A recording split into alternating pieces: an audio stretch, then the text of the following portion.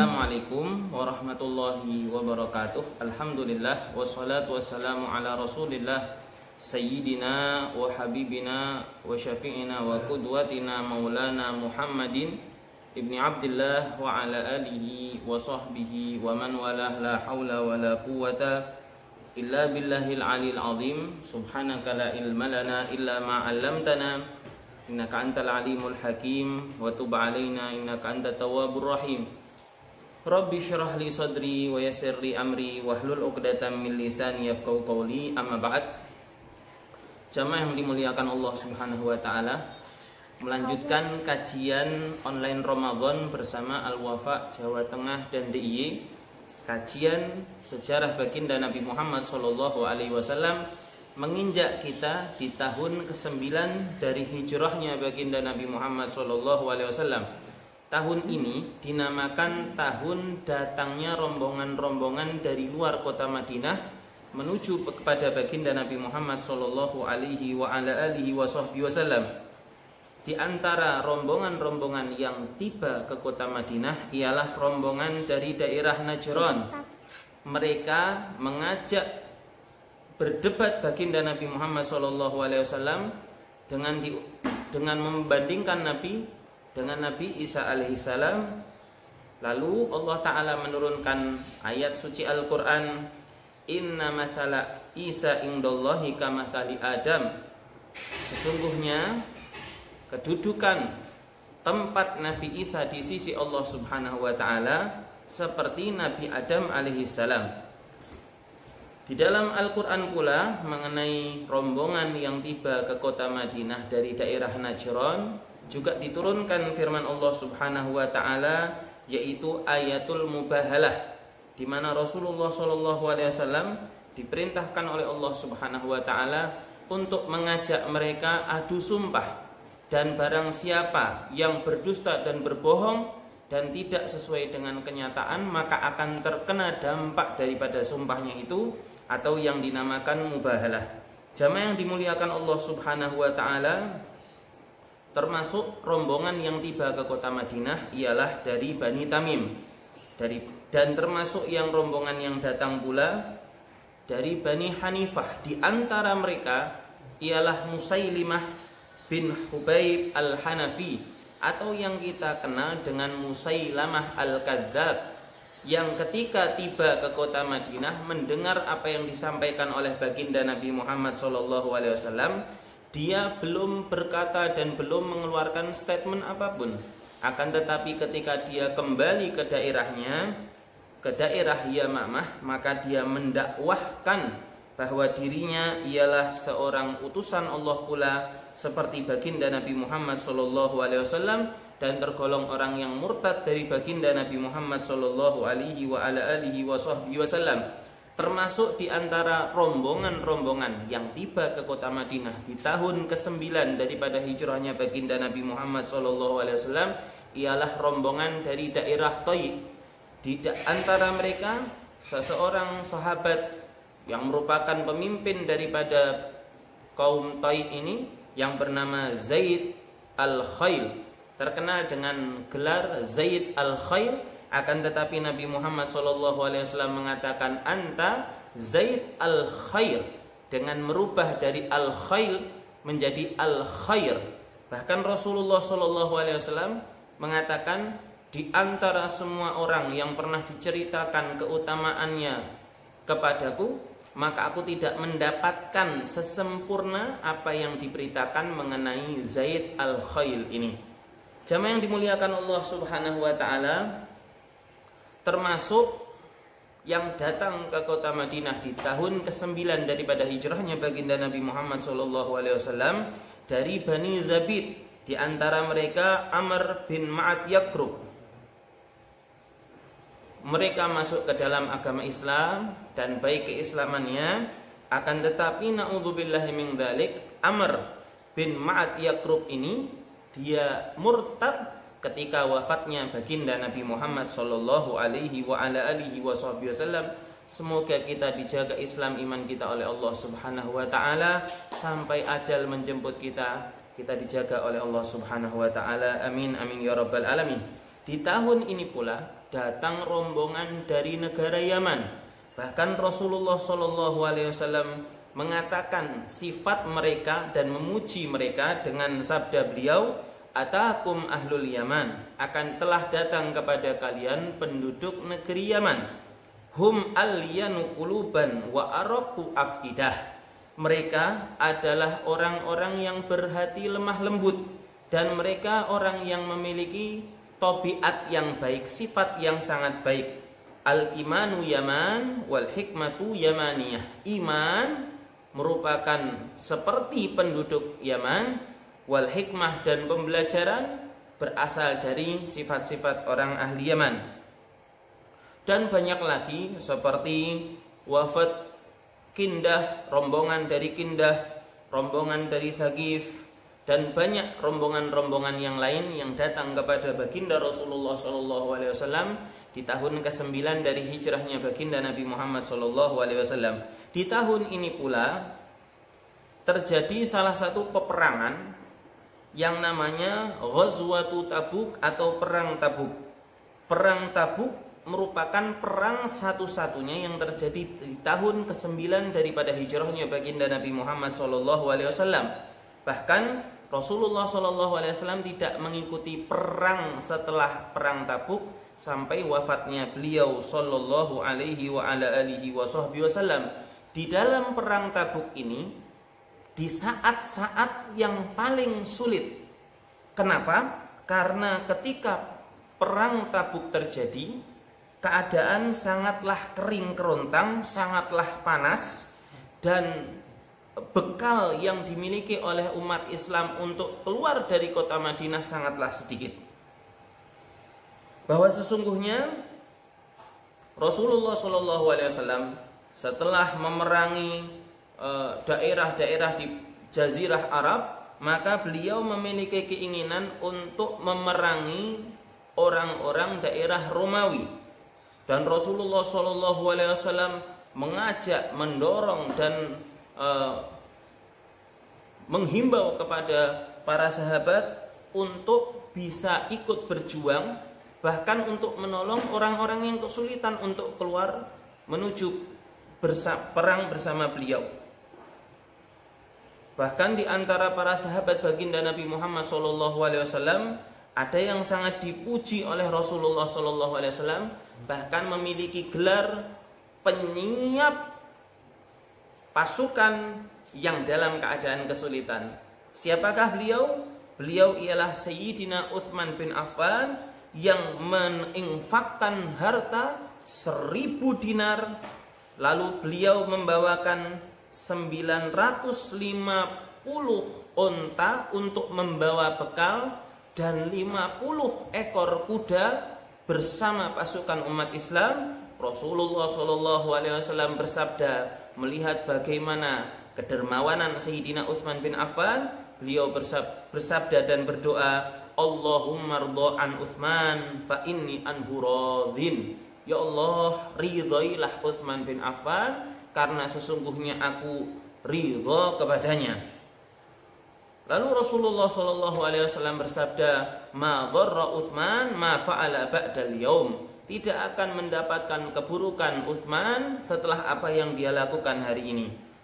Lalu Rasulullah SAW mengajak secara sungguh-sungguh orang-orang Muslim yang berada di kota Madinah. Lalu Rasulullah SAW bersama umat Islam dari kota Madinah, beliau memberikan petuah dan wasiat kepada mereka di daerah yang namanya Thaniyatul Wada. Jumlah daripada mereka pada saat itu ialah 70.000 orang sahabat. Ada yang mengatakan 30.000 orang sahabat. Akan tetapi di dalam suatu kebaikan tentu pasti ada keburukan yang terselip di dalamnya. Apa keburukan tersebut? Seorang pemimpin kaum munafikin yang bernama Abdullah bin Ubay bin Salul. Maka Abdullah bin Ubay bin Salul ini orang-orang yang di dalam dirinya terdapat sifat penakut, pengecut, bahkan bukan pengecut dan penakut saja, kemunafikan yang paling dahsyat. Maka Abdullah bin Ubay bin Salul ini mengajak orang-orang yang terpengaruh olehnya untuk tidak ikut dengan berbagai macam alasan. Maka sebagian di antara para sahabat ada golongan yang tidak ikut memang karena ajakan Abdullah bin Salul, karena di dalam hati mereka ada kemunafikan, ada keraguan kepada Allah Subhanahu wa taala dan kepada baginda Nabi Muhammad sallallahu alaihi wasallam. Ada golongan yang kedua yang tidak ikut serta di dalam perang Tabuk ini karena malas-malasan. Bukan karena nifak, akan tetapi karena malas. Mereka walaupun mereka orang yang ditegur oleh Allah Ta'ala di dalam Al-Quran, akan tetapi Allah Ta'ala mentaubati mereka. Yang golongan berikutnya ialah orang-orang yang memang tidak memiliki bekal, tidak memiliki kendaraan untuk berangkat bersama baginda Rasulullah SAW. Di antara mereka ada orang yang sakit, maka Allah Subhanahu wa taala berfirman, "Laisa 'alal du'afai walal 'alal mardha" ila akhiril ayah. Bukan kewajiban bagi orang-orang yang lemah atau orang-orang yang sedang sakit ayujahidu fisabilillah, untuk berjihad di jalan Allah Subhanahu wa taala. Bahkan orang-orang yang golongan terakhir ini, yang mereka memang tidak mampu, lemah atau sakit, seperti dikatakan oleh Rasulullah SAW ketika Rasulullah sudah sampai Tabuk, beliau bersabda, sesungguhnya di kota Madinah ada sebagian orang, mereka tidaklah kita melalui perjalanan, baik melewati lembah atau melewati jalan, kecuali mereka itu sesungguhnya bersama kita. Akan tetapi mereka tidak bisa ikut karena mereka dalam keadaan ada uzur yang menahan mereka. Jamaah yang dimuliakan Allah Subhanahu wa taala, Rasulullah SAW bersama para sahabat keluar dari kota Madinah tepatnya pada hari Kamis. Beliau menyukai untuk keluar dari kota Madinah itu 5 malam setelah masuknya bulan Rajab.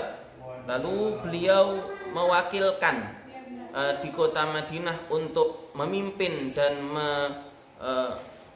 memimpin kota Madinah sahabat yang sangat beliau percayai, Ali bin Abi Thalib karramallahu wajhah. Maka ketika Ali bin Abi Thalib ini tidak ikut serta di dalam perang Tabuk, Rasulullah SAW sudah mewasiati kepada beliau. Akan tetapi orang-orang munafik meledek, menghina Ali bin Abi Thalib atas itu. Maka ketika Ali bin Abi Thalib berjumpa dengan Rasulullah SAW, maka Ali bin Abi Thalib bertanya, Rasulullah, apakah engkau tidak ikut sertakan aku bersama pasukan, aku bersama anak-anak kecil dan bersama perempuan-perempuan? Maka baginda Rasulullah SAW bersabda kepada sahabat Ali bin Abi Thalib, wahai Ali, apakah engkau tidak redha? Engkau itu kedudukannya di sisiku seperti kedudukannya Nabi Harun di sisi Nabi Musa. Seperti kita ketahui, ketika Nabi Musa keluar dari Bani Israel, maka Nabi Harunlah yang menjadi orang yang diwasiati untuk memantau, untuk memimpin kaum Bani Israel. Jamaah yang dimuliakan Allah Subhanahu wa taala, Rasulullah SAW ketika di dalam peperangan Tabuk ini melewati tempat yang dulu pernah dihuni oleh kaum Tsamud. Maka Rasulullah SAW mewanti-wanti kepada para sahabat agar mereka tidak masuk ke dalam rumah-rumah orang-orang yang dulu merupakan kaum daripada Nabi Soleh tersebut. Apa yang Rasulullah katakan? Janganlah kalian masuk ke rumah-rumah orang yang zalim terhadap diri mereka sendiri. Khawatirnya akan menimpa kalian apa-apa yang menimpa mereka. Akan menimpa kalian apa-apa yang menimpa mereka. Lalu Rasulullah SAW menutup kepala beliau dengan kain dan berusaha untuk berjalan lebih cepat daripada biasanya sampai beliau sampai ke daerah Tabuk. Kurang lebih Rasulullah SAW mukim di daerah Tabuk 10 malam, lalu pulang ke Madinah tidak menemui peperangan apapun. Sallallahu alaihi wa ala alihi wa sahbihi wasallam. Lalu di dalam peristiwa ini, di dalam perang ini meninggal seorang sahabat, tentunya tanpa adanya peperangan, yang bernama Dzil Bijadaini Al-Muzani. Ketika Dzil Bijadain Al-Muzani ini wafat, maka baginda Rasulullah SAW berkata, Allahumma inni qad amsaitu radiyan anhu fardha anhu. Ya Allah, sesungguhnya aku sudah melewati hariku ini dalam keadaan ridha kepadanya, maka aku mohon kepadamu ya Allah untuk meridhai dia. Rasulullah SAW masuk ke dalam liang lahat Dzil Bijadain, dan Rasulullah SAW bersabda kepada Abu Bakar, wahai Abu Bakar, berikanlah kepadaku sahabat kalian berdua. Maka Abdullah bin Mas'ud radhiyallahu taala anhu yang melihat peristiwa ini, beliau mengatakan, alangkah bahagianya kalau aku menjadi Dzil Bijadain, mendapat keutamaan daripada doa Rasulullah dan mendapatkan keutamaan kesaksian dari Rasulullah bahwa dia ialah sahabat daripada Abu Bakar As-Siddiq radhiyallahu taala anhu. Ketika peperangan Tabuk ini terjadi, ada seorang sahabat di kota Madinah yang sangat disukai dan disayang oleh Rasulullah yang bernama Muawiyah bin Muawiyah meninggal. Lalu Rasulullah SAW menyolati Muawiyah bin Muawiyah dari Madinah. Ada peristiwa yang sangat menarik. Ketika Rasulullah hendak menyolatkan Muawiyah bin Muawiyah, maka malaikat Jibril turun bersama 70.000 malaikat. Maka malaikat Jibril meletakkan kedua sayapnya di antara Madinah dan Mekah. Maka apa-apa yang ada di antara Madinah dan Mekah itu seakan-akan merendah. Maka terlihat dari Tabuk terlihat Mekah, dari Tabuk terlihat Madinah. Maka Rasulullah SAW menyolati Muawiyah bin Muawiyah ini dari Tabuk, sedangkan meninggalnya di Madinah.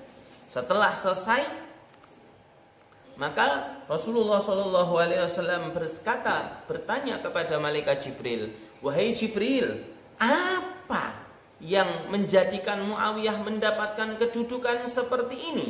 Datang engkau bersama 70.000 malaikat. Maka malaikat Jibril mengatakan, wahai Rasulullah, sesungguhnya dia mendapatkan kedudukan seperti ini karena dia selalu membaca surat Qul huwallahu ahad, baik dalam keadaan berdiri, dalam keadaan rukuk, dalam keadaan berkendara, dalam keadaan berjalan, selalu membaca surat Qul huwallahu ahad.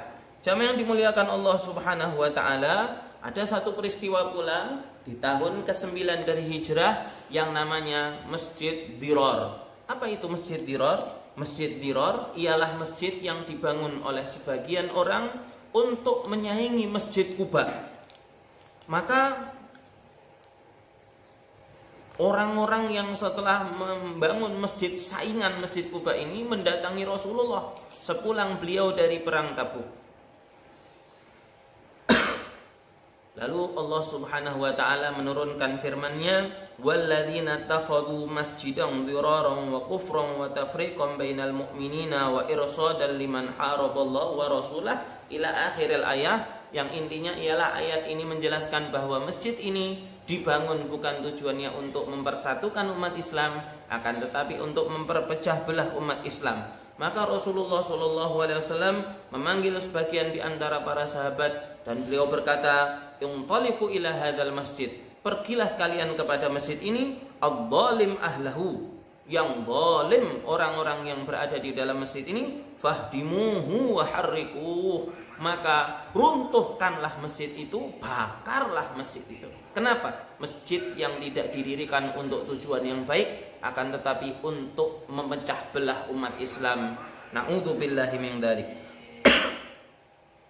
Di dalam tahun ini pula terjadi satu peristiwa mengenai 3 orang sahabat yang mereka tidak ikut serta di dalam perang Tabuk. Siapakah mereka?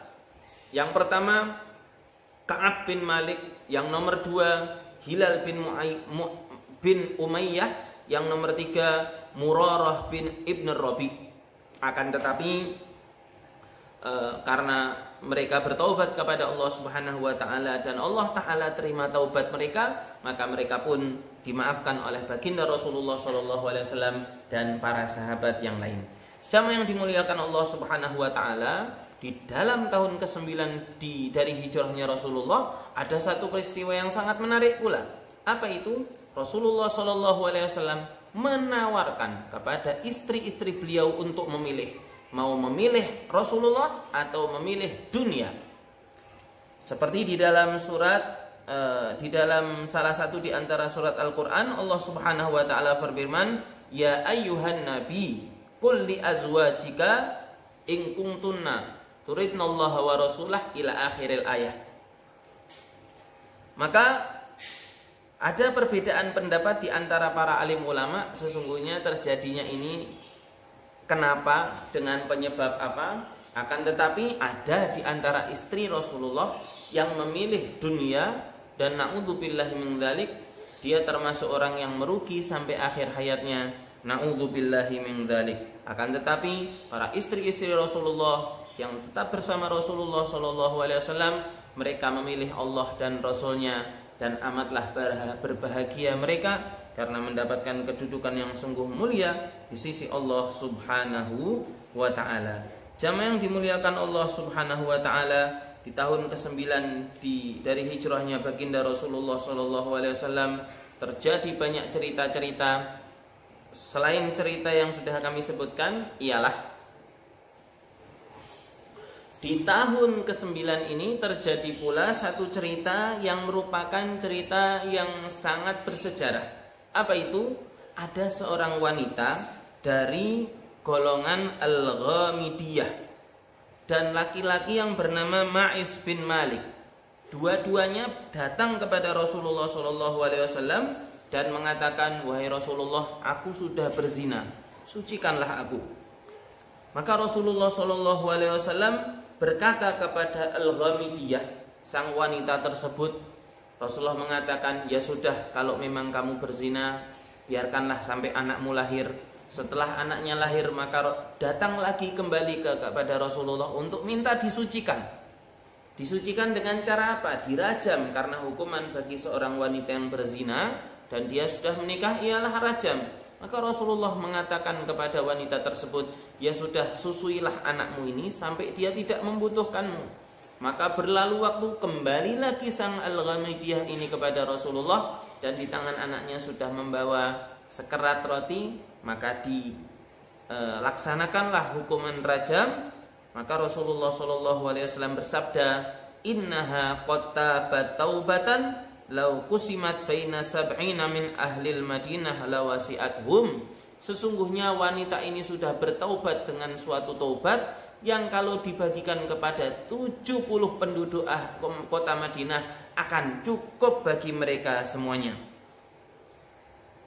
Wa hal wujidat taubatun afdalu min anjadat binafsiha lillah. Mana ada taubat yang lebih baik daripada seseorang yang langsung mengakui dan mau untuk dihukum di dalam syariat Allah Subhanahu wa taala. Masya Allah.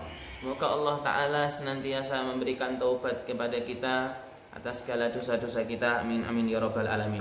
Di tahun ke-9 ini pula terjadi wafatnya putri Nabi Muhammad SAW yang bernama Ummu Kulthum binti Nabi Muhammad SAW, yang merupakan istri daripada sahabat Utsman bin Affan, yang kedua dari putri Rasulullah. Karena istri yang pertamanya ialah Sayyidatuna Ruqayyah binti Nabi, yang kedua ialah Sayyidatuna Ummu Kulthum binti Nabi Muhammad SAW. Di tahun ini pula meninggal seorang yang masuk ke dalam Islam dengan wasilah para sahabat, yaitu Ashamah. Siapa Ashamah itu? Raja Najasyi atau Raja Habasyah. Rasulullah SAW ketika mendengar berita wafatnya Ashamah atau Raja Najasyi, Rasulullah SAW mengatakan, hari ini meninggal seseorang yang soleh dari Habasyah atau dari Ethiopia. Jamaah yang dimuliakan Allah Subhanahu wa taala, di tahun ini pula wafat pemimpin daripada orang-orang munafik yang bernama Abdullah bin Ubay bin Salul, dan Rasulullah SAW menyolatkan Abdullah bin Ubay bin Salul. Akan tetapi setelah Rasulullah menyolatkan dia, Allah Subhanahu wa taala menegur baginda Nabi dan mengatakan, janganlah engkau menyolati siapapun yang mati dari mereka sama sekali selama-lamanya. Di dalam tahun ini pula wafat seorang sahabat yang bernama Urwah bin Mas'ud Ats-Tsaqafi. Kenapa Urwah bin Mas'ud Ats-Tsaqafi ini wafat? Meninggalnya Urwah bin Mas'ud Ats-Tsaqafi karena dibunuh oleh kaumnya ketika mengajak kepada Islam. Di tahun ini pula terjadi matinya pemimpin daripada orang-orang Persia, lalu digantikan oleh putrinya yang bernama Buron. Lalu Rasulullah SAW mengatakan, di dalam keadaan orang-orang Persia ini tidak akan beruntung kaum yang dipimpin oleh seorang wanita. Di tahun ini pula Rasulullah SAW memerintahkan sahabat Abu Bakar As-Siddiq untuk memimpin haji menuju ke Mekah Al-Mukarramah. Lalu Rasulullah SAW memerintahkan setelah itu sahabat Ali bin Abi Thalib untuk membawa unta Rasulullah yang bernama Al-Adba untuk membacakan di antara orang-orang yang berhaji surat Bara'ah. Jamaah yang dimuliakan Allah Subhanahu wa taala, lalu Rasulullah SAW mengatakan bahwa sesungguhnya setelah tahun ini tidak boleh ada orang yang melaksanakan ibadah haji satu orang pun dari orang-orang yang musyrik, dan tidak boleh orang mentawafi Ka'bah dalam keadaan telanjang. Dikatakan bahwa sesungguhnya ketika Ali bin Abi Thalib menyusul Sayyidina Abu Bakar As-Siddiq radhiyallahu taala anhu, selain untuk membacakan surat Bara'ah, memberikan aturan-aturan yang baru, juga untuk mencabut semua perjanjian-perjanjian yang pernah terjadi antara Rasulullah SAW dengan orang-orang di sekitar Arab. Salah satunya untuk tujuan apa diutusnya Ali bin Abi Thalib, untuk memaklumkan kepada orang-orang yang di sekitar Arab apa yang menjadi salah satu di antara kebiasaan mereka. Inilah hal-hal yang terjadi di tahun ke-9 dari hijrahnya baginda Nabi Muhammad SAW. Semoga menambah maklumat bagi kita semua, menambah keberkahan ilmu untuk kita semuanya, menambah cinta kita kepada baginda Rasulullah SAW. Amin amin ya rabbal alamin. Kurang lebihnya mohon maaf. Akhirul kalam, hadanallahu wa iyyakum ajma'in. Assalamualaikum warahmatullahi wabarakatuh. Ramadan